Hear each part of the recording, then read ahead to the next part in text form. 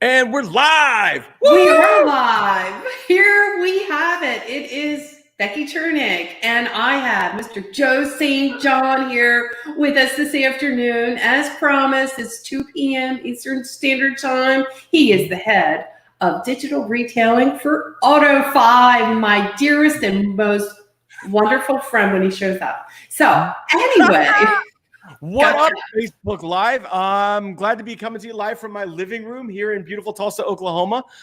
Really excited to get into it with Becky, to like dig into some things, have some real conversations, talk about all the crazy stuff that's happening, how dealers are responding, how we should be responding and not reacting, all the sorts of things. I'm in my living room. There may be little kids running behind me. I'm going through the same weird COVID world that I think the rest of us are. Speaking of which, there just went one. Thanks for having me, Becky. And I'm excited, man. I always love our conversations, whether it's just you and me on a phone or you and me on a webinar. It's always fun to talk. Well, I met you a couple years back, and I've always been talking about getting in front of this curve, if you will, meeting customers on their terms, connecting the dots, and that hey, it's always best to go ahead and sort of kind of communicate the customer way, and that might be that hey, there are no more walls. I mean, that means that F&I has to get out in front, meet customers online. So let's talk about all that. And the thing that I want to talk about so much here. I want to talk about our dealers. There's a lot to talk about. It is. I mean, there is. I mean, you've been to my workshops, you've been to the F&I roundtables, you have been, you just have been a part of my career. So where is this whole thing going? And what you have dealers that are successful with this stuff and dealers that just fail. Yeah, I had my background. I started selling cars in 1998. I worked through every channel in variable ops. I was a GM of a Toyota dealership in a small town in Oklahoma. My background is inherently car guy. And for me, where I started kind of recognizing an empathy that I might not have had a few months ago is, if you think about my job right now, right? My job now is I get paid to fly around the country and talk to rooms full of people, whether it's, 30 people in a hotel boardroom or it's 3,000 people at an OEM national dealer meeting. My job is to go get in front of crowds of people and talk. And I love that. It's really fun. I can read the audience. I see people laughing and it feeds me, and I know how to interact. It feels like, and I was at Bill Knight Lincoln on Friday, the 13th of March. It was my last dealership I visited. And as I'm sitting in this conference room and we're kind of training and talking, I start seeing all these cancellations pop up. This conference has moved back to the summer. This is canceled now. This is, NADA Dealer Academy. We're canceling classes until further note. All of these things happening and I started having these kind of heart palpitations, oh God, what am I going to do? And I realized that for me, what was happening to me is what's happening to salespeople and F&I managers, right? When I sold cars, what made me good at selling cars was not my product knowledge, or it was me sitting down with another human being and building a relationship and getting them to laugh and having enough knowledge to kind of educate them and, sharing a cup of coffee and doing a walk around and get them licking the paint off of it. And F&I, it's the same thing. It's drawing out my gap graph and us having that moment of human interaction. And that's the same way, that's the same thing for what I do now. It's just, I do it in a different context. And all of a sudden, it's the rug got yanked out from under me. And it's you can't do that now. Everywhere that you were going to go do what you do for a living doesn't exist anymore. At least for the unforeseeable future. And I'm not comfortable in webinars. This shit's hard, right? I'm in my living room. I got headphones on. I can see you. I don't know what anybody else is doing. What up, Adam Marburger? It's a different world for me. And I realized that same kind of knots in my stomach feeling and that same kind of social gap that we're on is what F&I managers and salespeople and sales managers are feeling. Because what happens when our customers can't come visit us? And how do we bridge that gap to be able to do the things that we're good at? What up, Brian Hart? So for me, what it was about is how can we leverage the technology that's out there to allow us to keep connections with human beings, to do what we're really great at doing and do it in a way that feels real and human and You know, I'm a dude in my living room. My wife is right here putting the lunch back in the fridge because my kids is wrapped up eating, and I'm working and I have to find a way. And what I love about this business is the people that are in this Facebook Live audience are all people that know how to find a way. You know, it's like F&I products, right? Thanks, Paul. Right? It's like, you know, selling F&I, like doing spinning paper and F&I. If you can't find a way, you can't do that job. And for me, like, it's that same mentality. Thanks, Aviva. It's the same mentality applied to this world. And I see, dude, I'm so just jacked up over what I'm seeing dealers do and getting creative in finding ways. I'm seeing F&I managers using tools like Zoom and Google Hangouts when they can't get a customer in front of them. I am all the way in, Adam Marburger. Bro, I literally have mats in my garage and I'm watching like videos from my academy and trying to get my little girls to roll with me. I'm down to let you choke me. Hey, wait, stop. You guys, Adam, everyone that's here, I know y'all, come on, Paul, everyone that I love so much, share this. Please share this with everyone. Please share, because I think we've got a lot of good information coming up today, you know, with Mr. Joe St. John. I want it getting out there to everyone in all our groups. So please, if you wouldn't mind, please share. Thank you, Mr. Joe St. John. I think the hard thing here, Becky, is we've got to find a way to bridge that gap. And that means us taking initiative and getting creative. And I'm inspired by what I'm seeing people in dealerships do. I know F&I managers that are working from home in states where they are not allowed to go to their dealership, that are getting the list of customers that want to buy a car, and they're setting up Zoom meetings, and they're using Google Calendar like they're a tech company to be face-to-face like you and I are. They're sharing their screen. They're doing their menu. They're like talking through a gap graph. I see F&I managers getting creative, like the one you and I were talking about, where they're finding ways to get docs signed, like Adobe and DocuSign for like state docs that nobody's getting signed now. So we're seeing people getting creative, and I think that's the important thing, right? Like, I posted an article to LinkedIn yesterday, and there's some really good comments kind of going back and forth underneath it. And the comment, like, I woke up this morning from what we do have to evolve. I woke up this morning from watching a podcast with my wife last night on a totally like unrelated subject. And they were talking about, like, I rode dirt bikes as a kid, or like when you're riding a dirt bike, or if you're learning how to drive a race car, they teach you when you're driving a race car to never look at the wall. Because if you look at the wall, guess what happens? You run smack into the wall. When you're on a dirt bike and you're about to wreck, you don't look at the tree you're about to slam into. You look at the path, because if you look at the path, it helps you to get to the path and avoid hitting the tree.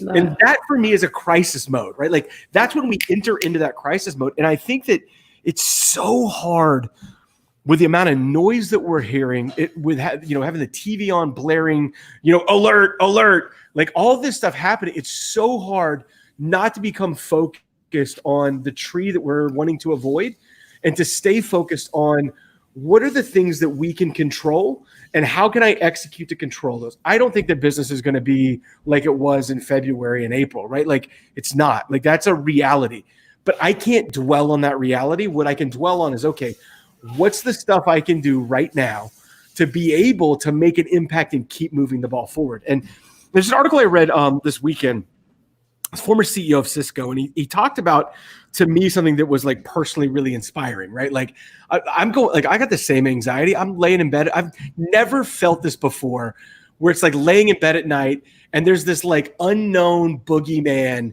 that's in some ways it's terrifying, right? Like, it's like this level of kind of permeated anxiety. And it's not just like, am I going to get sick? It's, am I going to get sick? And what's going to happen with work and the car business? And whoa, my camera just, watch this, and boom, I'm back.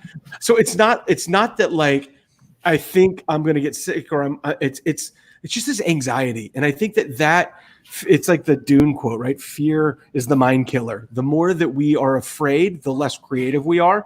Yeah. And right now we've got to be creative. And I've been jumping on a lot of these Facebook Lives over the last couple days, last week. And I really believe that the message needs to be loud and clear that, we have to figure out a way to keep moving forward. Yeah, You know, man. we have to work smart. We got to be safe. We got to be safe. And you know what? Let's not take that for granted. And you know, let's understand that. You know, I think Melissa Boro mentioned today on Facebook, Facebook not live, but that we have to be conscientious that this is a lot more than just the virus, right? Yeah, man.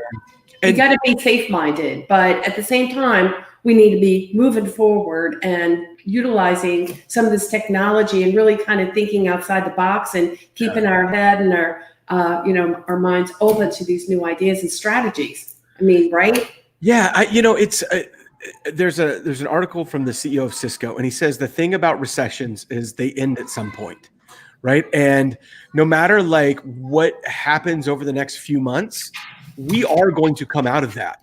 And for me, what I think is something that we have to remember is that the decisions we're making right now are amplified based on the position that we're in, and we've got to be very crystal clear in where we're trying to get to. Because if you look at the data from every recession, depression, whatever the economy's been through, there are companies that came out stronger afterwards because of the decisions they made as they were going through it. And so for me, I think about like what that really means. And I think it's my good friend Laurie Foster says, right? Yes, Paul Major, we do have nothing to fear but fear itself. Fear is the mind killer. And it's like my friend Laurie Foster says, right now we need to slow down. Right? Like this is not the time for knee-jerk reactions. It's not the time to really react. Slow down, get strategic, identify and prioritize exactly what you need to execute as a dealership to not only make it through this trial, this challenging period that we're going through, but to make sure at the end of that, that's where you want to be as things start to go up. And I think that what we're going to see, and I don't want to predict the future. Like I really, dude, if you would ask me a month ago to bet on whether or not the NBA would have canceled, I would have lost the bet, right? Like if you would have asked me to put money on whether or not I thought March Madness was going to happen, I would have lost that bet, right? So I don't want to predict the future, but what I do think is that our normal has changed. I was watching a podcast with Yuval Harari, who wrote *Sapiens*, and he talked about how everybody keeps asking, when are we going to get back to normal? And I hate to say it, but I agree with him. We're not going to go back to normal. We're going to advance to a new normal. And the way he described it was he's a college professor, and they've been talking for years about putting classes online. And they've put a few, and they've kind of taken a couple like steps that way and a couple tiptoes. And then in 1 week, they put 100% of their classes online. And he's like, how do we go back from that now? We're going to tell everybody, oh, no, we can't do that anymore. We're not going to have online classes. You still like... No, we're going to have a blended approach. All of that will kind of merge into a blending where it's like, look, we're going to do whatever is best for our students and our staff. And that means that we can have meaningful interactions using video like this. It means that we can have maybe online classrooms that the technology evolves quickly and it becomes like, great, I'm sitting in bed with my headphones on and I'm learning something, right? And I think that the same thing's true in our business, right? Digital retail, as we've been calling it in auto, which I can really go off on a tangent here, right? Amen, Laura. We have to figure out what that new normal looks like. And I don't think that anybody can fully predict it now. I think we can predict some small behavioral shifts, right? We are seeing at our company a massive uptick week in week on customer user engagement in our tool, right? Meaning AutoFi is on a dealer's website. It's sitting on their website. Customers are interacting. And we are seeing a week by week increase in the number of engagement, the amount of engagement that we're getting inside of that. It means that customers are now learning about it because the OEMs and the dealers are telling them, look, we may have our store closed, but here in the state of New York, we can deliver that car remotely to you and do this in a way to provide a transaction and help keep you in transportation. So because of that, I think that it's shifting. Exactly, Paul. Adversity brings opportunity. It's shifting the paradigm of what it means to buy a car. And as that shift happens, I think more and more customers are going to demand an experience that is, or at least will vote with their dollars for the experience that's more convenient, more transparent, and all those. John Edwards, I appreciate that, man. Like I work for a tech company. I started selling cars in the 90s. All I knew was automotive retail. I became a trainer for an F&I product company for about 3 years. And then I came to this tech side, and the stuff I'm talking about here is the same stuff that we at AutoFi are focused on, right? Like, and it's people. I mean, so much of this is people, right, Becky? Like for us right now, we're doing bi-weekly water coolers where we literally, as a company, we're all at our homes and we hop on. Like, dude, on Tuesday, my wife got on instead of me, and it was super fun. Like we're as a company getting together and like maintaining that bond of like friendship and relationships, because I think that's what's scary to me is us losing that right now. And for me, like I think that's where, you know, companies, like all businesses, Becky, your business, my business, our friends that are dealers that we care about, our friends that work at manufacturers, all of us are really entering a new world. You're damn right, Robert Moy. Like we got to get creative and going out there and getting people to lick the paint off the car without us and them being standing by the car. And that means we got to get good at virtual walkarounds. Dude, F&I, we got to get good at like virtual presentations. But like you should be able to do a gap graph in Zoom and make a customer feel great about it and present your menu in a way with them in their living room and you in your living room. Because so here's you know, so I got to tell you something. You are like major energetic, and you are, I mean, absolutely, you know, I think you're incredible, amazing, awesome, and you're right on. But there are dealers in here. I mean, and I want to, you know what? I want to talk about some of the dealers. There's dealers that get it. They understand that, you know what? Hey, there's dealers that have been doing it for 3 years, Becky.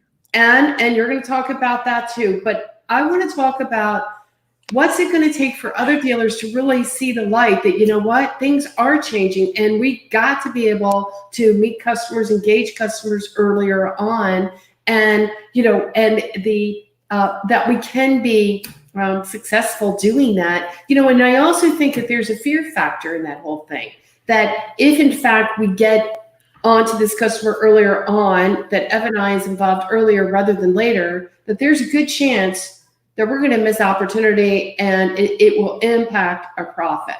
That is it. That's what's going down. It's like, you know what? I don't know about all this. I don't think I'm going to give that up. I don't know if I want to go ahead and put my F&I online, and it's going to impact my profits. So some of these guys are kind of doing a standing on the sidelines, waiting to see what happens. So I see the data, right? Like right now, as a company, we're running 2.2 products per deal on online deals through AutoFi. Here's a text message. I don't know if you can see this from a GM. Good job. Yeah. Right? We sold 2 new incredible. Yeah. Lincolns yesterday, both for remote delivery with an average of 2.64. So PPD. Dealers are selling cars online. Their F&I managers are getting involved online. They're educating customers early and often. And the byproduct of that is customers seeing value in the products that we sell. The best F&I managers I worked with when I was at IAS, and there's some studs out there, right? I thought I was great. Right. I thought I was incredible. I thought I was the greatest salesperson ever. And then I got humbled, right? Like my best month, I did in the I did 27 units, and I thought I was the greatest salesperson ever. I know guys like Jace Grabowski at Zach Ford that for 5 years had a 50 car average per month without any assistance or anything. Like if he had a 27 car month, that for him was like, I'm going to quit. Like how am I failing so bad? That was my best month. Right. So I know these F&I managers that are incredible at what they do. And the best of the best of the best are actually selling the products on the merits of the products. They're building value for them. They are helping their customers to understand their risk profile so that when they make a presentation on products, it's based on real information about who that customer is and what their driving habits are. And those are the people that run big numbers. What I think this shift is going to cause is if you are engaged in the right way of doing F&I, if you're selling products on the benefits of those products, you're helping customers to understand the risk of automotive ownership, you're actually educating them on the overall decision they're making, then I believe that can be done early and often throughout the car deal. And I feel that the more an F&I manager does that, the more they add value to the entire process. What I think is going to go away, and I think it scares the hell out of a lot of us, and it doesn't scare me, but those F&I managers that are in the middle and the lower part of the pack that are using techniques that are outdated, that are based on not actually techniques, they're more based on manipulation and like woo-woo and moving things around, like that's going to become harder. So what you have to do as an F&I manager is polish your skill sets on being really good at building value in the products that you're representing. You have to get really good at building a relationship with a customer. Yeah, because what you're saying here, and I don't mean to cut you down, cut you off there, but here's what we're talking about. What you're saying is that we have to be more upfront now than ever before. We got to be, not to say that you weren't before, right, but let's face facts. I mean, there's a lot of stuff going on in the F&I office, and there's some stuff that's happening, and I'm not here to go ahead and point fingers, but there are some stuff that we're not communicating with customers, and that, you know, we might be maybe manipulating, hiding some stuff as you well. I get, you know, I get it, right? But now, if you're going online, you've got to be upfront. You better have you've got to have that skill set, and that's what you're talking about. So Becky, like, we in our business think that transparency equals low gross, yes, and that's flat ass wrong. Process right now. Are we more transparent in F&I in 2020, or were we more transparent in F&I in 1991? I think we're about the same in some cases. Okay, we lost her. Becky, where you at? You know, I was doing F&I. Look, Joe, I've been around a long time. Okay, maybe a little bit longer than you, but I won't talk age. But here's the thing: I did box closing, and I can almost imagine that you did too. And you know, so were we, you know, being completely upfront? Well, I came clean when it was all said and done. Customers certainly understood the terms of the sale. Let's face it, that is still being done today across the country. Yeah, but it's being done at a lower rate than what it used to. I don't know about, you know what I mean? I mean, look at some of the F&I trainers that are on here, guys like Adam Marburger, right? If you look at the F&I processes, the menus that are being done digitally so that it's all recorded, the way that it's being done, there are still some people out there. I do believe that there are some great, fantastic dealers out there that are doing things the right way. I get it. And most of them are running really, really big numbers. And I think some of them, I'm not disagreeing with that. And they are. And they've got this thing down. And you know what? It's so funny because they got it and they're consistent. And they have a plan. They have a process that they put in place. It's consistent. It's good. Their skill set is awesome. And you know what? The performance shows because of it. No doubt about it. But let me just say this. But you know what? I work with these guys. I'm in different dealerships, and I'm hearing it. They all don't have AutoFi. They don't all have Joe St. John. They all are not offering F&I online. And here's why. Because, and even if they do, and I'm not here to get anybody. I'm just here to tell the truth. Though here's the truth. They have some sort of technology platform. Frankly, Joe, they don't know how to use it. You know, they have a dealer who attended an NADA or an NCM 20 group meeting. Let's face it, and someone like yourself got up there and they go, "Okay, I'm going to sign up for this. This is freaking awesome." And meanwhile, they do, and you know what happens? That technology sits there and doesn't do shit.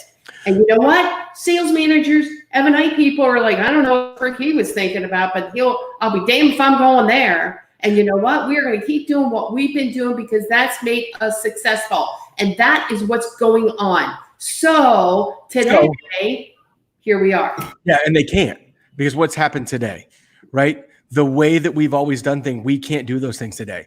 Becky, how we would have done this 2 years ago was I would have flown to Atlanta and been there with you at the studio, and we would have done this.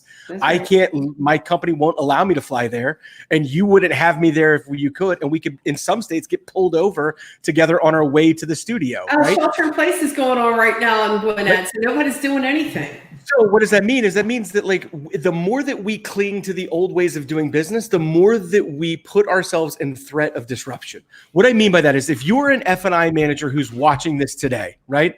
If you are an F&I manager that is plugged into this today, you need to be thinking creatively of how you can execute your function in new and inventive ways to connect with customers and make sure that we are delivering well.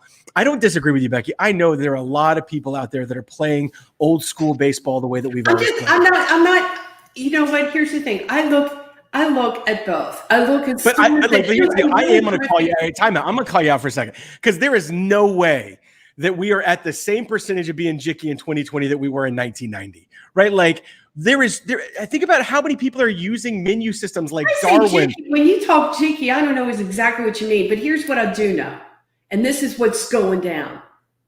See, you're blind to certain things because you're not out there like you used to be. I don't think you see things in a different lens than what I see.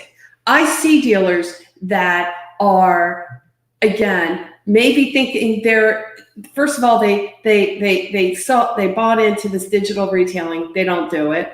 The second is they bought into digital menu. They don't do that either. They bought into, they might still present a paper menu, but you know what? Oh, they forget to go ahead and disclose the base payment. And oh, by the way, do we have to go ahead and disclose the APR back? And oh, by the way, while we're at it, I don't want to disclose the price of my products. So yes, there is a disconnect because we're not doing the training that we once did. Let me tell you something. Back in 1997, when we implemented menu selling for the first time in the AutoNation stores, everybody and their mother thought I was freaking out of my mind. I thought I was out of my mind. I'm doing the complete opposite of anything that I ever thought I would ever do. Be upfront and still be profitable at the same time. I'm thinking, how the hell is this going to work? But it did. And we proved beyond a shadow of a doubt. And our team, and our team went into the mega stores as well as the new car stores. And we hit it hard. And you know what? For years after that, 2000, what year was it when I left? 2001. Okay, 2002, 3, 4, 5. Yeah, more and more dealers were signing me up on this deal. I want to go ahead, improve my PVR, want to do whatever it takes to stay the freak out of trouble. But after a while, now we have more and more dealers that aren't doing as much training as what they need to, or some of these guys are not understanding the importance of being compliant, being upfront, and they got some of the ways. I won't debate you on the allocation of resources for training, right? Like I am 100% with you that we should be doing as much training as possible right now. At my company right now, we are doing webinars like this all day, every day with a team of people, with people that work in dealerships. I think that you are right. But I think that what you have just said about what you did at AutoNation is what I'm trying to call out, right? At AutoNation, they moved from step selling to menu selling, which is a more transparent way of doing it. And what happened to PVR? I know what happened to PVR. We made it happen. So, yes, exactly. Right. But at the same time, I'm just saying, I know I'm in the trenches. Not every dealership is thinking like this. They are putting the training in place to ensure. Like this, there is the early adopters that are like cutting edge, that have been doing this for 2-3 years, like Sanderson, right? There's a lot of dealers in the middle that are kind of waiting to see what happened. And then there's a lot of dealers that are still doing things the same way that they were doing in 1987, right? Like there are dealers that aren't even printing menus. I get that. You know, they try to print a menu, but let's face facts. I mean, I'm just saying, I just, I see big stores that are doing digital menu and I'm like, okay, are you really doing it? No, not really, Becky. Maybe they just be upfront with me. It's like, I pull deal jackets and I'm like, what is this? You know how you do. I do audits. I mean, I look at it. I find out who's doing what with what. So all the correlation I'm trying to draw here, though, is that in F&I, as companies like AutoNation became more transparent and more focused on doing menus, their F&I PRU or PVR increased. Absolutely. Transparency does not equal lower PRU. And I will not debate what the dealers' mindsets are. I'm in hundreds of dealers. I talk to dealers every day. My last dealer visit was the 13th. I was on the showroom at Bill Knight Lincoln working the desk with those guys. And when you know what? We've both worked with McKee Ford. Exactly. Like Karis at McKee. So I'm out there. I'm not going to debate what the mindset is, right? But what I will debate is that the idea that more transparency equals lower gross is correct, because I don't think it is. Yeah. I've seen F&I departments, and Adam and some of you guys that are out there in F&I departments doing this. I've seen F&I departments where they've gone from no menu to a menu and watched their F&I PRU jump up $300, right? And I think that's moving from less transparent to more transparent. And I think that that for us, like the idea of that role shifting as we move forward out of this weird time, I think that we can drive higher PRU. I mean, if you look at a lot of dealers that are using digital retailing tools like AutoFi, on the tools that they're using, the deals that are happening through those tools, they're running a higher PRU at the dealership on than the ones that didn't come through those tools. And I'll give you what I believe is the reason why, right? I don't think it has anything to do right now with those tools magically selling products to customers. What I think it has to do is early education for those customers, having the F&I protection as part of the consideration of their purchase. And then I think the delivery is so much smoother that we're not getting rid of any of the F&I process necessarily. We're getting rid of the brain damage that's happening to a customer over that 3 or 4 hours before they walk into an F&I office. I'll give you a good example for me. I came out of an F&I department where we'd be doing, on Saturday, we've got 7 F&I producers. There's times we're 10 cars deep. I mean, we're backed up. I got a stack of deals. I'm trying to get deals into offices while I'm spinning deals. Like, we are in that go mode. I get to deal number 8 in that pile. And he's the old guy with the hat on that says USS Alabama. And he sits down and crosses his arms and goes, "How long is this shit going to take, son? I don't buy none of this stuff." Right? That's a tough turn. Then I have the turn where it's it's 10 o'clock on a Tuesday morning. The customer did everything up front. They show up to the dealership. The car's clean and gassed and waiting for them. All the sales paperwork's printed. The salesperson's waiting with that under their arm and a bottle of water for the customer. They look at the car. They sign their deal jacket paperwork, and they're in my office about 8 minutes after they got there. And I've already got everything loaded, and I'm ready to rock and roll. On those two turns, which one as an F&I manager am I going to make more money on? Okay, well, one of those is a digital retailing turn. One of those is a traditional turn. And I think that's the mindset shift as an F&I manager that we have to make is, how can I help the sales team and the internet team get that customer to a place where they're going to be receptive for my message? And if that means I have to Zoom conference with that customer, if that means that me and the salesperson talk to the customer together via Zoom webinar, whatever that looks like, that's what I mean about us getting creative right now. So is it realistic for you? I mean, so what you're telling, and I applaud you. I do. I do not want you to think I'm, trying to ruffle your feathers, but no, I feel like I'm talking on the behalf of some of what, some of the other consultants, trainers in the industry as well. And I'm sure if I felt it, they felt it. We've all been there, and I think that in this climate that, dealers want to be more proactive and they want to benefit their customers. They want to keep their customers, retain their customers. And now I believe that some of these dealers are also thinking outside the box, and they're going, how do we do a better job engaging with our customers? Mm-hmm. Let me ask you this, curbside and home deliveries. Do you think that this is something that's here to stay, or is this just for now and business as usual in 3 months down the road? I don't think if we do this business like this for 3 months that it's going to be easy to just convince every customer in America to go back to doing it the old way. I truly believe as more customers recognize that there is an alternate path to purchase that doesn't take 6 hours or 4 hours or 2 hours of sitting around waiting and feeling like my time's wasted at a dealership, if there's a way that I can save some of that time, still find the car that I love, do all of those things, I think it's going to be hard to convince them that they can't do that anymore. I think it's a lot like colleges that are putting all these classes online, right? If I get really comfortable and used to doing these online classes, I'm learning and I'm getting good grades. Well, why can't I do that?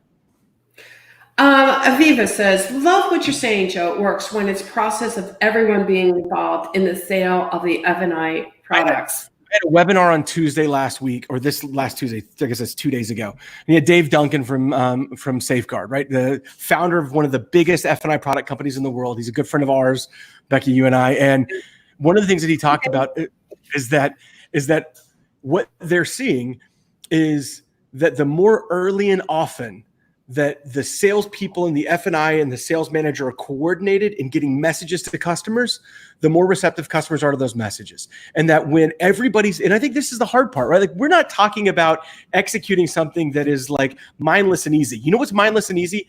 Doing stuff the way we've always done it, right? To actually, what we're really talking about here, when you get down to it, is change management.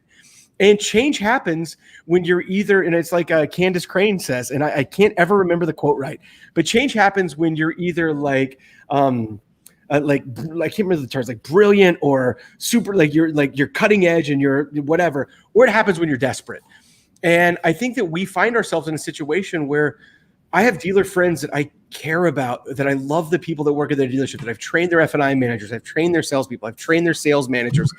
And those dealers are in a really desperate place. And I think that So my question to you is, I love everything that you're saying, and I endorse it. There's absolute, and I want to make sure everyone knows that I do. I do understand the idea behind being consistent, being transparent, being upfront, being be prepared, practice, drill, rehearse, have your skill set ready to rock and roll, and be able to effectively address an customer concern about any of the products and that. And you know, and in fact, I talk about videos. I talk about video, email, and campaigns, that sort of thing. But I feel like F&I is so, and again, there's the guys and gals that are doing it and being proactive about it, and I think that's awesome, terrific, and you need to be. But what do you say about the veterans who are like, I'm not getting on that camera. Are you out of your? I mean, I'm not used to doing that. I'm not doing that. I'm not doing it. I don't have to say anything to them, right? Like, because they either have to evolve, like somebody commented here earlier, or their world is going to change and get a little bit harder. And I've seen that happen over and over and over again. At my dealership, when I was an F&I director, we had some holdouts that would not use the digital menu that was a requirement coming from my owner down through the GM to me, that we had to do. Like, the conversations I had, we were using Fusion, right? Like, this was back in like 2006. And I loved it. I hated it for the first month that I was trying to figure out how to make it work, right? I can remember an F&I manager losing his mind because it just crashed in the middle. And me being like, hey, look, man, has your phone ever drop a call? Okay, well, do you throw it out the window? No, it's technology. It's going to break. We're going to stick with this. And what I've seen happen, and you've seen this happen, is F&I managers that are not willing to adapt what they're doing to what the dealer expects. We all have somebody we work for, right? And as an F&I manager, as an F&I director, I work for my dealership. And as dealers are getting pressured by their customers to provide alternate paths to purchase, or paths to purchase that are different than what that F&I manager's skill set is designed to deliver, then that F&I manager needs to either learn how to develop new skills, improve the skills they have to fit to the scenario that their dealer wants to execute.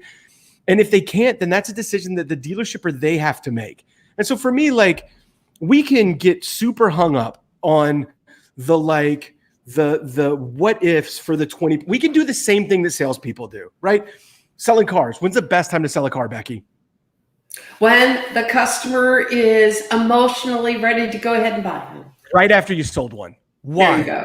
That's true. You're all psyched up ready to buy. Okay. I just smash a 7-pound deal in F&I. That next customer's buying everything, and I'm jacked up and rocking. That's right. That's exactly right. You take 4 zeros in a row. What happens to your head? Yeah, well, I believe me, I get it. So the more that you sell, the more the customers buy from you, more that, yeah, absolutely. We get biased to this thing called recency bias, right? If we're selling and we're hot, we get on a roll and we feel like we can't lose. If we are getting our butts kicked and we're taking goose egg after goose egg, we start questioning ourselves. And then we start to assume that every customer that walks through is one of those customers. And the reality is we do the same thing when we go visit dealers as vendors. When I am, what up, Adam Aarons? How are you, dude? Yes, it is when you just. So we as vendors, you do the same thing. We go out and I meet with a dealer like Sanderson Ford, who has 2 F-250s that are or F-450s that are delivering cars. They've been doing it for 2 years. They've got TV ads saying, shop from home, buy from home, we deliver. I get emails from their internet director this morning saying, we're getting over 10 leads a day. I saw 2 cars loaded up when I came into the dealership today to be delivered to people. And I get biased to thinking, you're right, that's how all the dealers are, right? You go into a dealership and you talk, and after 3 dealerships of talking to like curmudgeonly, like a F&I manager who ain't doing nothing. And then what happens is we start to think that's how all dealerships are. And Becky, what I'm saying is the reality I'm talking about and the reality you're talking about are both realities, but there's a lot of areas through there. And I think that, like, for me, the goal that I have is for our industry to help our industry understand what it takes to deliver a customer experience that is going to. And you know what? I agree with that. And Adam's on this call. I think he's here. So okay, good. So here's the thing. I know this was not something that was easy when we implemented this menu throughout the USA, and it just wasn't. So just as much as when we go ahead and we put a digital menu in someone's hand and says, "Have at it. This thing is going to work. You're going to love it." Well, you know what? I don't. And then here's the I other issue. spilled blood for 3 years in the trenches with dealers executing digital retailing when nobody even knew what digital retailing was. Like, this isn't easy. This is hard. And that's where here's the thing too, Joe, as we talk through this. I also will tell you, I've called automotive groups, and I've contacted automotive groups about even coming to my F&I roundtable in Baltimore and Atlanta. And you know what they tell me? I said, man, I'm going to have the brightest, the best in the industry talking about digital retailing, because I certainly don't know, everything, obviously, that you're in the stores and you're talking to dealers about how to make this whole thing work. And I said, you need to be there. You need to be there. Ask the questions. Now's the time to do this deal, right? But at the end of the day, I'm hearing, Beck, well, here's the thing. And these are big automotive groups, big. And they're going, we've tried it. And you know what? Frankly, it cost us more sales than it made us. And you know what? We're not doing it. We're off that gravy train. We're not doing it. The flip side of that is we have big dealer groups that are closing their digital retailing leads at a significantly higher rate than they're closing anything else, right? And so yeah, like I think that technology, no matter what it is, whether it's the StreamYard that we're using here or it's AutoFi, are tools that enable and empower people to execute something. So for me, when I think about technology, if I got a call from an automotive group that said, hey, this just isn't working for us, what's going on? My first question would be like, well, what are you doing with it? Because there is no panacea. Digital retail is not a magic button that goes on your website and sells cars. And if someone tries to sell you that that's what it is, it isn't. That doesn't exist, right? What it is a tool that enables your people and your customers to accomplish something. I think that was the one that was trying to sell you a lease, by the way. So for me, if I was talking to that dealer group, I would be asking, what are you trying to accomplish? And how are you using this tool and the ends to accomplish that? So for me, we can use this one, right? This StreamYard. What are we accomplishing here? Well, I'm in Tulsa, Oklahoma, in my house, at my kitchen. You're in your office in Atlanta. My kids are running around, and we're having a deep conversation about a business that we both care tremendously about, right? Yeah. And this couldn't happen today without this technology. But it's not about the technology. It's about you and me having this conversation. That's the same thing with digital retail. Same thing with the digital menu. Same thing with any of that. It takes here again, the technology's there. The technology's here. Mm-hmm. But it takes the person behind it that matters, right? That really knows how to implement this technology and make it work for them. Otherwise, that's why it's sitting there collecting dust, because they don't understand. There's no buy-in. There's no buy-in. You go to a dealer goes to an NADA or 20 group, that sort of stuff, or NCM 20 group. If Kevin's in the crowd here, but the reality of it is they get back and they're like, we're doing this, and then no one buys in, or no one understands the benefit of this technology and engaging customers earlier on. And I'm going to share my screen really quickly, and I want to show you something. So if you'll allow me to share my screen. Yeah, absolutely. Can I do that? So I'm going to share this application screen. Okay, ready? Yeah. And boom. Now I'm sharing. Okay. This is what it's really about. No, you're not. Oh, wait a minute. Sorry. Let me grab that in there. I'm sorry. Yeah. Now, this is what it's really about, Becky, right? It takes 5 critical things. I pulled this straight out of a Harvard Business Review article in order to enact change within any type of dealership environment or any type of business environment.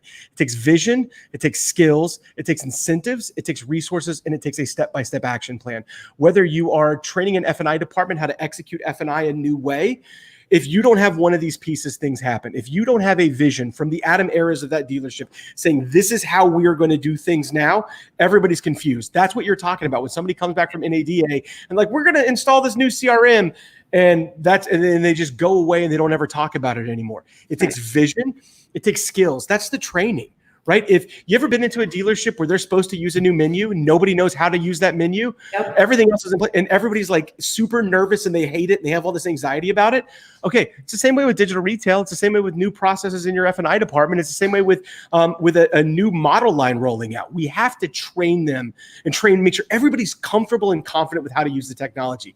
15 minutes before this webinar started, I got on, I played with StreamYard. I learned how to do things in here so that I could be a good participant inside this by understanding the technology.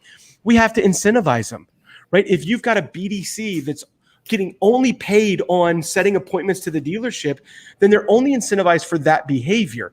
And what happens is they got a 400 score. They just drag them into the dealership because they get paid every time somebody shows up, right? So we have to think about the incentive models we're putting out there.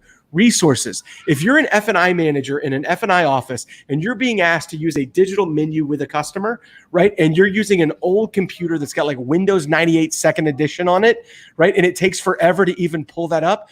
Guess what? They're just gonna give up, because there's too many setbacks and there's too many hurdles, right? And then if you don't have an action plan put in place and you don't give specifics. So Becky, when you're training a dealership, you leave them, you need to do this, you need to do this, and you need to do this. And when I get back in 2 weeks or 2 months, I'm going to check in and see how we're doing with these couple of things that we left as an action plan. It's the same way with digital retail. If we don't give them a step-by-step exact action plan of what to do, one, how to build a foundation, how to build on top of that foundation. If we don't give a specific action plan, then guess what happens? They get excited. Everybody gets fired up. They're like, "Yay, we're doing digital retailing," and then it's like a little rocket that kind of crashes back into the ground. So I think that what you're saying is absolutely spot on. I think that everything we're talking about here, whether it's digital retailing or online F&I menus or a new way of selling F&I, all of it's change management. And for dealers to actually execute that, they have to slow down and they have to put those pieces in place. Because if any one of those pieces are missing, we've seen what happens when that happens. So for me, I think that's the root of everything we're talking about here. No, I couldn't agree with you more. And I think, again, it is a plan. And to decide, and I'm just going to tell it the way it is. We have these vendors that go into a dealership and go, "Oh, guys, you got to be on this, Darwin. You got to be." And I love Darwin, don't get me, or any other digital platform. I don't really care. I mean, I'm not trying to go ahead, but you got to do this, you got to do that, and they're all going, "Yeah, because this thing is awesome. It's going to work. It's going to make all the difference in the world." Next thing you know, there wasn't a thought out plan about it. And it was just a matter of, maybe the F&I director and the F&I manager going, "Okay, boss, we'll do whatever you want to do. We'll just do it." And meanwhile, "Okay, F&I people, here's this digital menu. How about it? And I'll talk to you later." Well, Becky, the analogy I always think about is technology is a tool that empowers you to do your job better, right? Or to be more effective or more efficient. My favorite example is a chainsaw, right? A chainsaw is a very powerful piece of technology. But if you don't use it, you don't cut down any more trees. And if you use it incorrectly, you cut your leg off. And I think that that's what a digital menu or a digital retailer, all of those are. So Adam goes, "I believe digital retailing is an opportunity to outsource or consolidate, to give someone who is good at it a lot of opportunity and take it away from those who don't want to." I can't agree more, Adam. I wholeheartedly believe that every piece of technology that we invest in as dealers, or that you invest in as dealers, I'm not in that group anymore, but every piece of technology that you're investing in, the lens to view that investment is, what is it empowering my people to accomplish or my customers to accomplish? And what we should be empowering people to do is become more efficient, more effective, get more done with less, and be more successful at their day-to-day operative missions. Love it, Adam. He's so forward thinking. I mean, he really, really, truly is. I mean, he always has been. Yeah. But Becky, so for us to think that all dealers are one way or the other, there's way too many. And then Rick McCormick. So most secure service for video calls. So I don't know, from a security standpoint, we use Zoom at our company mainly because of the feature set. So I use Zoom personally because I do a webinar every Tuesday right now. We've had 550 people in that webinar at a time. It's pretty crazy, but Zoom is very secure for us to be able to control things. So I really like that. What got me excited about face-to-face webinars, Rick, is I bought some new glasses. They may look a little gray because they're the transitions and I was outside earlier. But so I bought new glasses. They came into the shop from the lab and they were like, you can't come in and pick them up, but we can mail them to you. So they mailed them to me. They were a little bit tight, gave me a headache. I reached out to them. I was like, hey, can I send these back and get you guys to shape them? They were like, Joe, we'll hop on a webinar with you. We can shape them together. They did it through Google Hangouts. I'd never used Google Hangouts. It was awesome. Like I'm sitting there. He's like, okay, take them off. Now you're going to want to bend this here. We're going to get your blow dryer out. Like walk me through the whole thing. So I'm hearing people are using the ones that I hear most commonly are Zoom. I've heard the Google Hangouts. I've heard the WebEx, which I think has a lot of security protocols, but may not be as user-friendly. I've heard people talking about Uber Conference, which I used like 3 years ago and I haven't heard about much more. I've heard of F&I managers using FaceTime. For me, like I think you've got to check, you can investigate the security protocols that people are using and then kind of make a decision that are is best for you. I like the features and I like being able to share my screen if I'm using a digital menu like Fusion or Darwin or one of those, being able to show that menu and walk people through it to me and being able to share my face. I think that right now, we are all starved for interaction. And I think this is way better than this or this. So for me, the more that we can do those things, I think the better for everybody. Rick, how are you, by the way, dude? It's good to see you on here.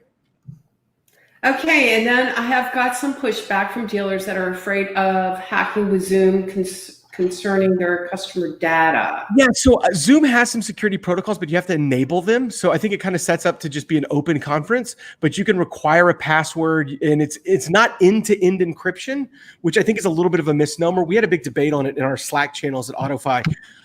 But there are ways that you can like literally make it password protected. I know this because my kindergartner's teacher set up a Zoom conference, didn't realize that she had it password protected and then none of us could get into it. So there are password protocols and I can, Rick, shoot me an email, Joe at AutoFi, and I'll share my screen with you and walk you through how to set up a Zoom like that with the security protocols in there.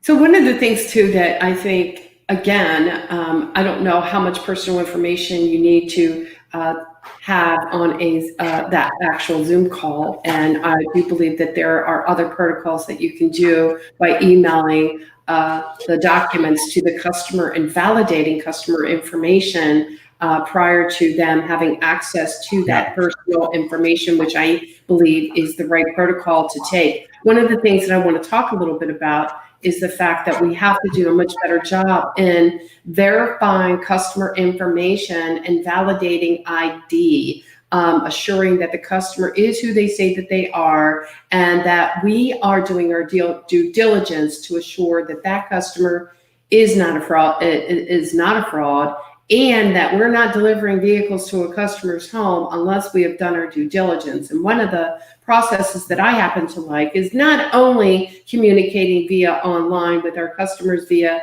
these webinars and Zoom and that sort of stuff, but we got to do a much better job when it comes to validating and getting information earlier on in a more secure fashion, assuring ID and POI, POE, right? Proof of income, proof of residence. We need to assure that some of this information has been verified sooner in that digital journey than later.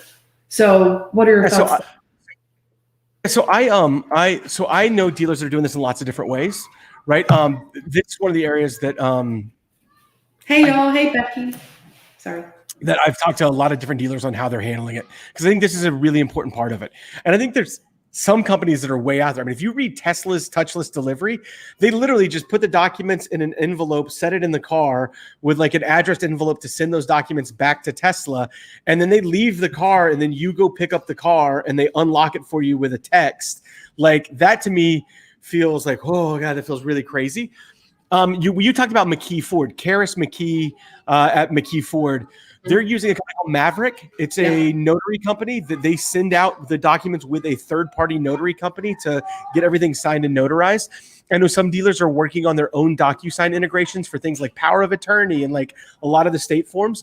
You know, we're doing e-contracting in a few states right now, but we don't do any of it automated with a customer. It's all managed by an F&I manager. So like at Reichert Ford, it comes through AutoFi. The F&I manager reaches out, talks to the customer, verifies everything, gets a picture of the ID, all that stuff. And then he or she sends the contracts via like the Route 1 e-contracting system.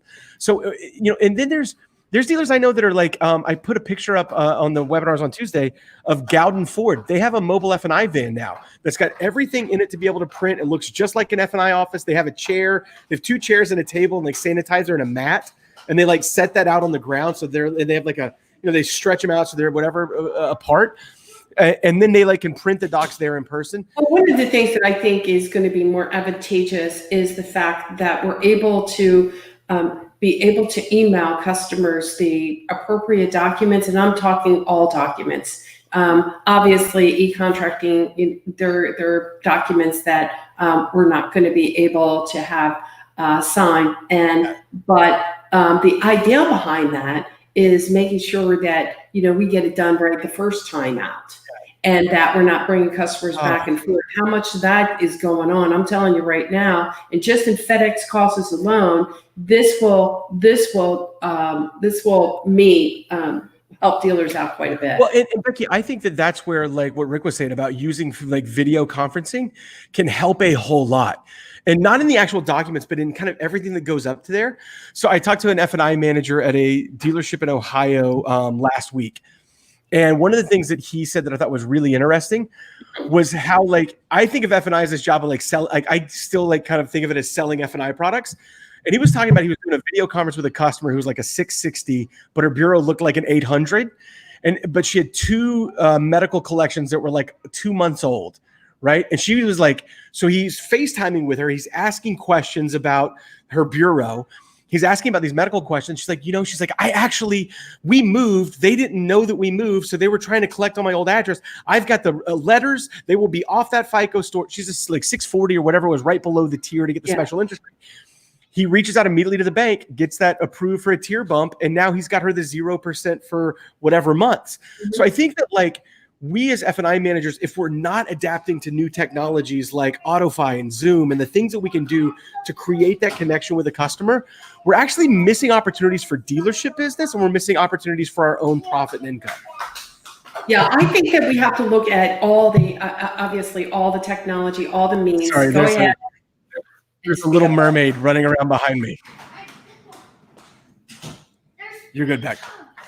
And to help to speed, that process up. So, yeah. What about you, Becky? Where do you think it's going? Where do I think it's going? Yeah. I don't know. I hope that dealers see the importance of getting engaged earlier in the process, and F&I needs to get out front. I've felt that I can't begin to tell you how long. We definitely sing the same song when it comes to getting out there, meeting customers earlier on in the process. How many times have we talked about until the cows come home, we're meeting customers out at the salesperson's desk? Well, you know what? It may not be the salesperson's desk now. Now it's, at home or in the office or wherever they're located. And I talk about the fact that there's no more walls. There's no more walls. Wherever we need to meet that customer and to get answer these questions. The day where we're waiting until customers make their way into the F&I office, where we're going to go ahead and answer those customer specific questions. Just wait until the customer makes their way into the F&I office, and we'll talk about it all then. Don't worry about it. We'll wrap this up. Those days are going to be, maybe some of the guys in the suburbs can still hang out and do it that way. But I'll tell you right now, I just think that you're going to be missing out on opportunity. Customers do not want to hang out all day in the dealership buying a car, let alone with this stuff going on. They just don't want to do it. So you must be on mute because I can't hear. Sorry, you hit a button and there's laundry detergent on your door in an hour, right? Like we live in a world where we don't go to our favorite restaurants anymore. We hit a button and our favorite food gets delivered to us and we eat it in our living room in pajama pants while we're watching a movie that we just stream through Netflix. That's the world our customers live in. Yeah, so Robert, I'm sorry. I was just saying, like, everything we're talking about here is very general. And I keep telling people to look to their state dealer associations on what's available inside of your inside of your specific state environment. This is so fluid right now. It's going minute by minute, hour by hour. I mean, look at like what New York did. You couldn't sell cars, and then they changed course based on what the information they received from the New York Auto Dealers Association. So for those of you that are out there asking this question, that's what I would say is like check with your state dealers association.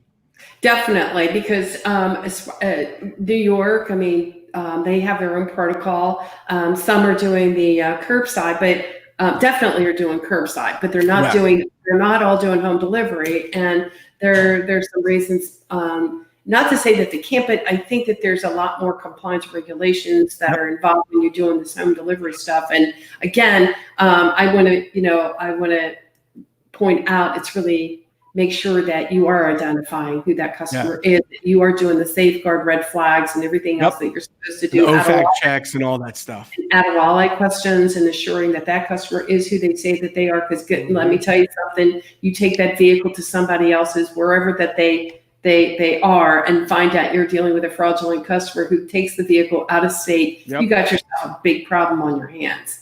And Brad Arnold says, Becky, you have made a great point on how new processes can quickly fade away when there's no continuous follow-up. And you talked about that too, Joe.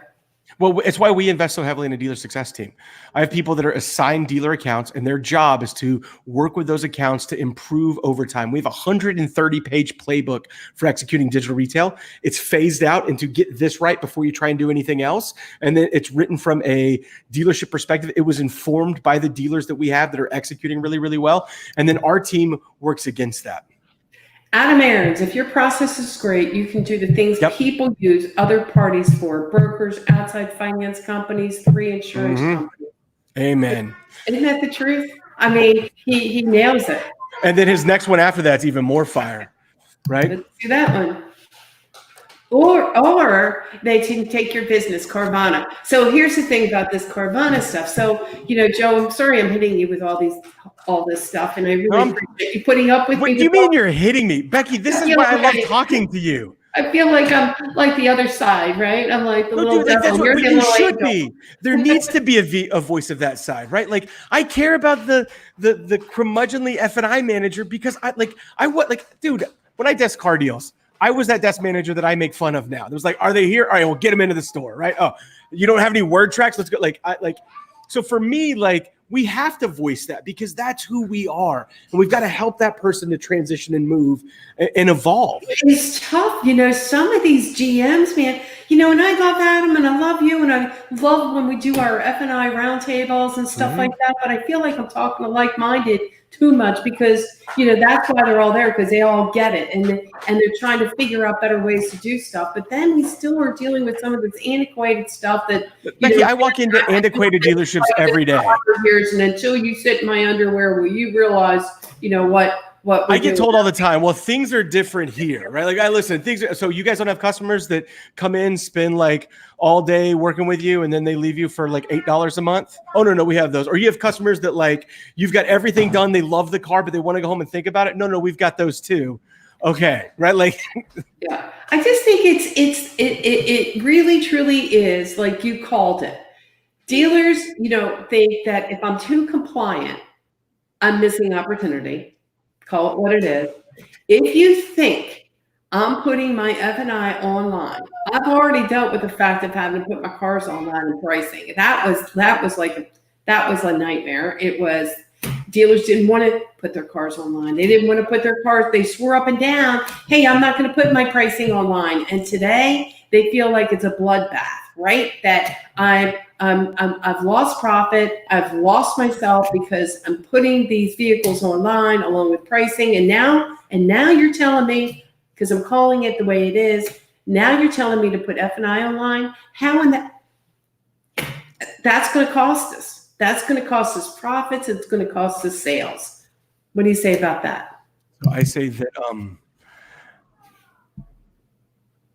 not being transparent and not working with customers in a way that feels good to the customer is already costing you deals and profit. Amen. And that at the end of the day, it's like Herb Kelleher at Southwest said, happy employees equal happy customers equal happy shareholders in that order. If I don't have people that feel good about what we're doing, and make our customers feel good about the experience, then our customers are going to vote with their dollars elsewhere. I'm the guest speaker at NADA Dealer Academy on digital retail, and I had a manager, a GM, come at me with like, well, my guys are already giving car deals away, and they'll bring me worksheets from other dealerships, and they're beating us by $100. And one of the other GMs in the class literally piped up, was like, well, that's because your managers are weak as hell. And I turned, I was like, I didn't say that. And he's like, it means that they have nothing else to stand on other than how cheap your cars are. And if that's the case, then you are going to get beat every time. But at dealerships like Adams, where they provide an incredible experience for their employees and an incredible experience for their customers, those customers are more willing to pay. We have dealers where they've had, I can give you an example in Fort Worth. It's a Lincoln dealer. They literally, their F&I manager quit in July because of like this digital retail, and they didn't want to do things any differently, right? They didn't replace her. The sales managers, who were both F&I managers, started doing all the F&I turns, with the salespeople managing about 80% of it. Their volume sales from July to December went up 100%. They doubled in volume. Their gross went up 68% per car deal. Per car deal, their gross profit across the board went up 68%. So here's what I want to let's talk about this. Christine Farman. What up, Christine? How are you? Miss Christine is here. Yeah, dealers in my area of New York are not doing home deliveries. Right now, dealers in parts of New York are struggling, and they are with these kind of with this whole transition. I mean, they're trying to figure it out. They're struggling. They're scrambling to figure it out. How do I make this thing work? And I will go on to tell you that I talked to, and I won't mention names, that they had a digital platform. Okay. It may not be AutoFi, but they don't even know the difference between AutoFi. They don't know the difference between Roadster. Nobody knows the difference between anything because they haven't really done any research. Done research, have no idea as to what the benefits of AutoFi is, which I absolutely love AutoFi and what it can do. But it's awesome. It is awesome. No, you're awesome. But anyway, so they're struggling as to what's the best way to meet customers. They're having conversations on the phone.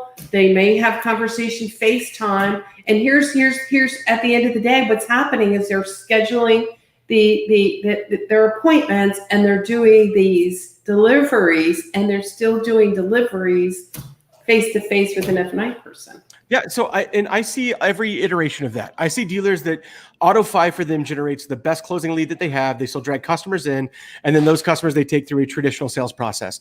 Then I have dealers like Sanderson Ford. Dave Tedder, who's their internet director, was on the call on Tuesday, where at Sanderson Ford, they have a technology team. They're called the START team. They have two people that understand vehicle technology really well. They have their internet salespeople, which are effectively sales managers. They have DMS access. The only thing they can't do is submit the car deal to the lender. And then their tech team they have two F-450s that they put the cars on a trailer. Their tech team takes the paperwork and the vehicle to the customer and then teaches the customer all the technology like Bluetooth and make sure everything's set up perfectly. Right? We have dealers that are doing curbside delivery where you show up into their what's it called? Their service drive, and they have everything ready, and they have like a gloved up service technician to show you everything on the vehicle. And then it's a great introduction for service. So I'm seeing everybody doing this different ways, right? Karis is using MacGyver, or can't think of the name, Maverick, to like send the vehicle and the paperwork to customers. I think that it's it all goes back to something Adam Aaron said, right? Quality of process is now more important than quality of product, but they want both, right? And I think that what we're talking about here is process. Yeah. And I think what we're talking about is not only process, but plan. You can, a plan process, but, understanding their technology that you have. We talk about technology like it's all about technology, and it's not. Well, right? Exactly. That's what I'm saying. So you've got to figure it out. You've got to figure out, okay, whoever that technology platform provider is, AutoFi or whoever it may be, what's it supposed to do? And how does that align with online to what's taking place in the dealership? So Becky, it's not the button that makes Amazon special. It's that when you hit the button, you know that jug of laundry detergent is going to be on your porch in 2 days, right? Mm-hmm. Well, think about all the humans that have to execute all the processes behind that button to actually deliver against the promise that they're making to you. That's the same thing with digital retail. It's not the button that makes digital retail so magical. It's aligning your systems and processes at the dealership with that button. And I think that's where a lot of us, a lot of dealers in the internet department, that's where we kind of got it wrong. It was easy for us to sell digital retail to the internet department who thinks in leads. And what happened was F&I wasn't involved. Sales managers weren't involved. It wasn't a dealership implementation. It was a internet department implementation. And we like relegate things over to the internet department. Like, oh, that's an internet department deal. Like they handle that. And the reality is the best executing AutoFi users out there, the dealerships that do the most incredible job with it, bar none, are the ones where it's the Adam Aarons, it's the sales manager, it's the GM, it's the GSM and the finance director that are driving hard their adoption and integration of a new way of thinking about that customer's journey and a new way of thinking about how they support the customer through that journey. So I'm going to throw this at you because there I am throwing stuff at you. You can throw shit at me all day, Becky. I'm not supposed to cuss. So here's the thing. Back in the day, Saturn. And everybody's like, oh, cringe. Oh, she's talking Saturn. But I talk about that because everybody has, everyone says, oh, Saturn wasn't successful. Carvana is not going to be successful. They're going to go ahead and to Adam's thing about Carvana, everybody says that Carvana is a colossal loser, and sooner or later, they're going to go bankrupt. They're just going to go out of business. And I'm like, I don't see that happening. But look at Amazon, as you mentioned, Amazon was going to go out of business too. That was never going to be successful. So the whole idea was Adam Aarons, absolutely. I would love it. Did you see Adam Aarons? Did you get you guys a drink? Yeah. Adam Aarons, did you see the Barefoot Contessa's Instagram post of her making a stay-at-home Cosmopolitan, and it's in like a giant martini? It's so good. If you're not following Barefoot Contessa on Instagram, I love inviting Joe St. John to be our featured speaker, right? Sponsor, because he always takes care of the barbell. I have to tell you the truth. I really appreciate that. I mean, you guys are awesome. I love you guys. AutoFi always takes good care of us. But okay, so here's the thing. How about that mindset? So that's all I'm kind of referring to. So at Saturn, it was, Saturn had the way that they wanted to do business. And you know what? If they would have brought other car people and veterans of the business, would it have taken off like it did? And or even AutoNation back in the day with Adam Aarons, when we were talking about putting menu selling in these AutoNation mega stores, would we have been so successful had it been bringing veterans in who say, you know what, I have a better idea. Let me show you this. Let me show you that. That's not going to work. Let me show you why it's not going to work. The biggest innovators that have helped AutoFi come up with AutoFi are the dealers, right? One of the things that has driven the way that we've developed is responding to the needs of our dealers to empower their people to be more effective and to be more successful. At the end of the day, I believe so strongly in the creative nature of our business. When I see people like Wesley Gregg at Gowden Ford having a built it overnight, an F&I delivery van. You see people that are creative and scrappy. When you look at the way that Adam has built Patriot Super, when you see the way why wouldn't we tap into that to understand how to do this? Now, that being said, I will not cling to the old modalities of doing things just because I can't remember who it was. Donato said, I've always done it that way. That's not a good answer. And when you look at the history of business in the United States, it's littered with the corpses of companies that used to be the best and clung to the way that they'd always done things. And you can start rattling them off. The Blockbusters who settled around in a room and they had a survey where they were like, oh no, people love coming to our, they love, it's like, I heard this bit that, what's his name? Gary Vaynerchuk did. Where he's like, dude, they sat in a room and they were like, oh, they love coming to our stores to open and close the DVD cases and read the backs. And they love getting the popcorn on the way out. And they said that while they were considering buying Netflix. And like to me, like I think that we as society have shown over and over a constant move towards convenience.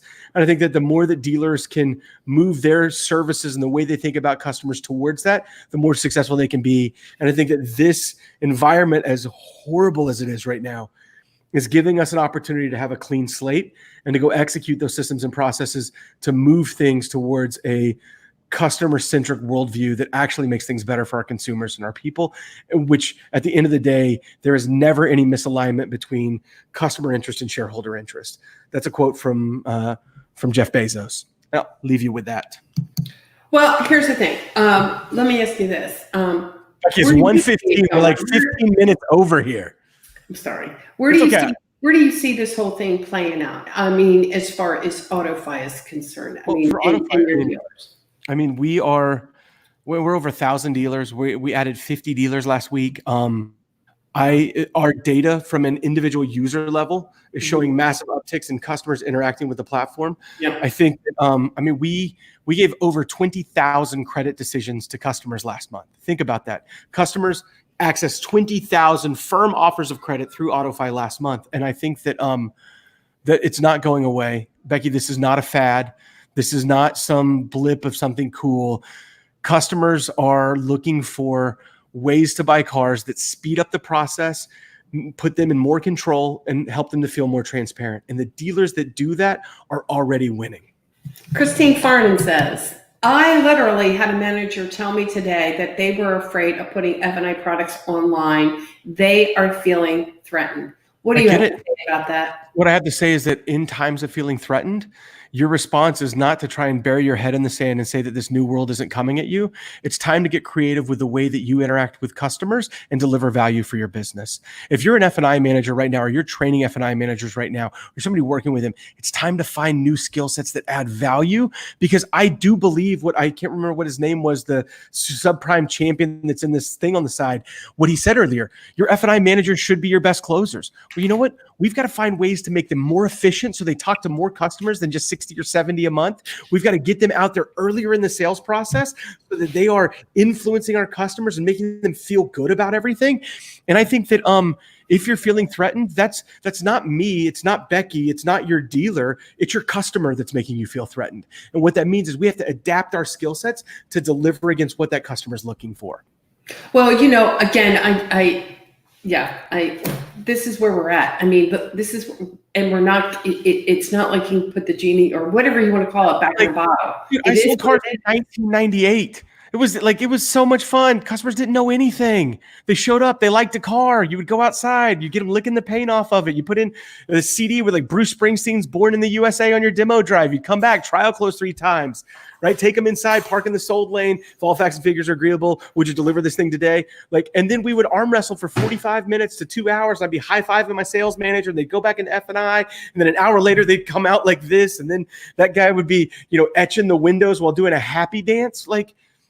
We live in a world where there's nothing that name one thing you can't buy online right now outside of a car, and you can kind of buy a house online now, right? Name one other thing where you go to a site to purchase it and they tell you you've got to physically come to our store. And I think that for me, this is a massive opportunity for F&I managers that are great to define even more value for themselves inside of their dealerships. And that comes by developing new skills and really polishing the skills that you have and finding new ways to apply those in that customer journey to add value.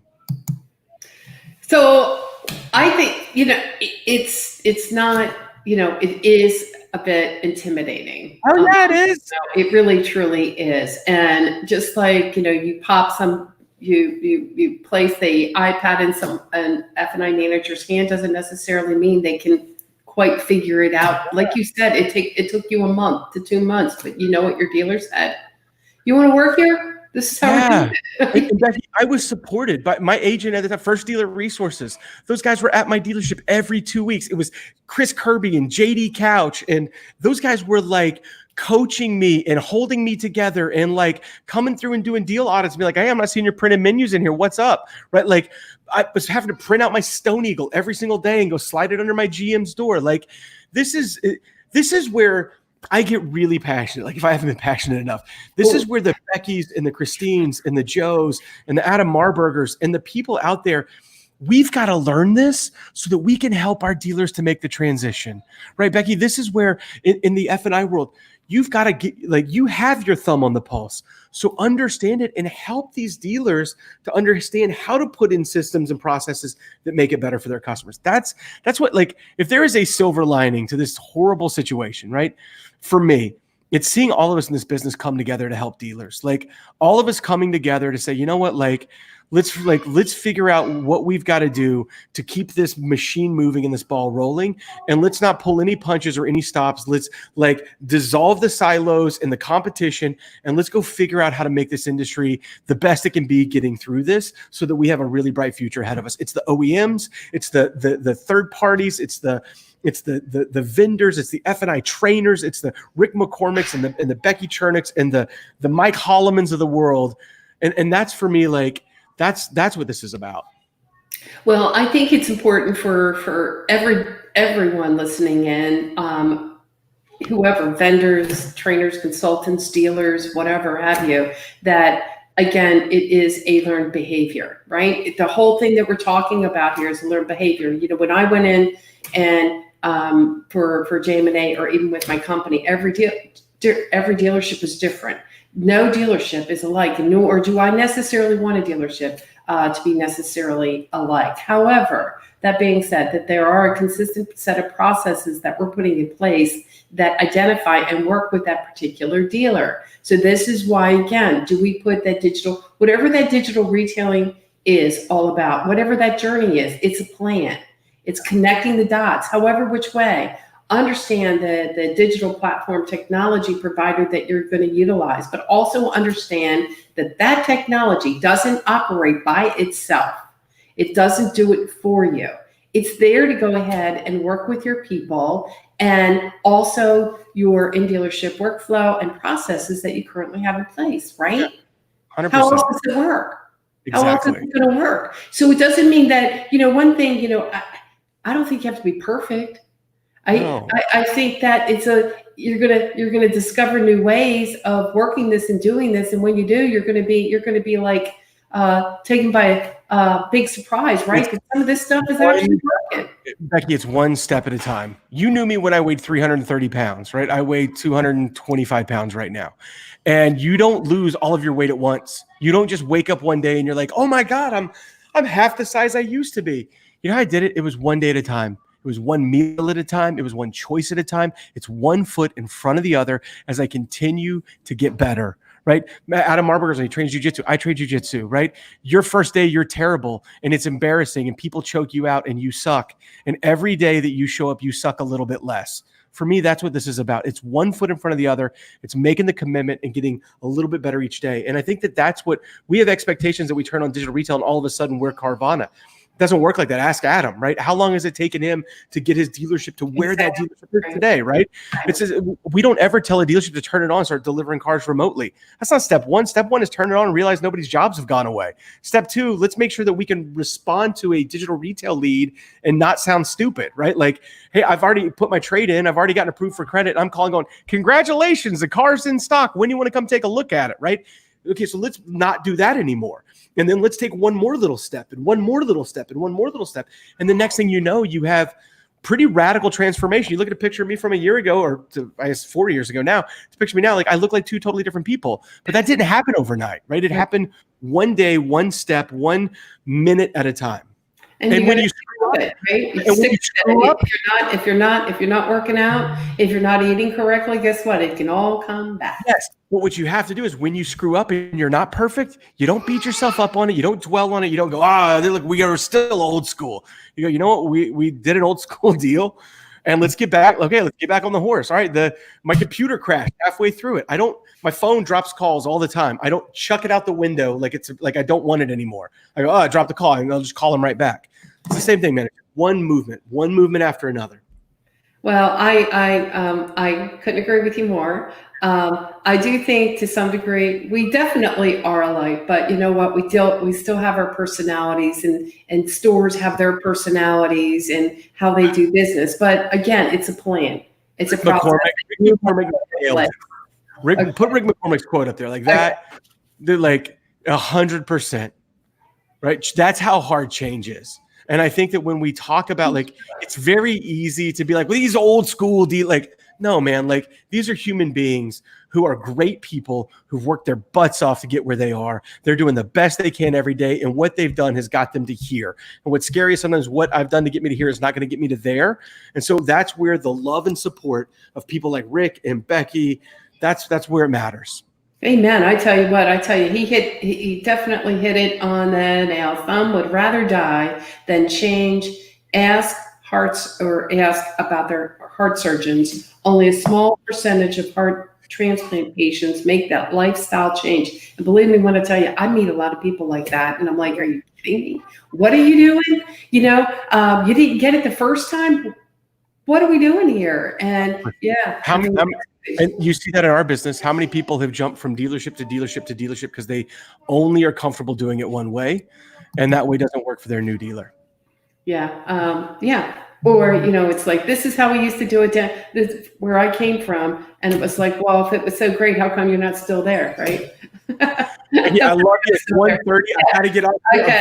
Right. I agree. I was just ready to go myself. And I want to thank you very much, Mr. Joe St. John, for being here. And everyone else. Thanks for having me, man. I appreciate it. Becky Chernick, peeps. I love y'all. Hit me up on LinkedIn. Let's connect. Doing stuff like this Tuesday.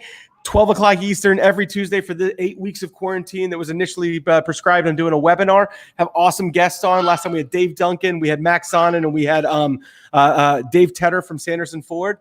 So join me. We have lots of conversations like this. Good to have you again, Mr. Joe St. John. Y'all take care, and hopefully I can end this right. Thank you again. Peace out. Bye.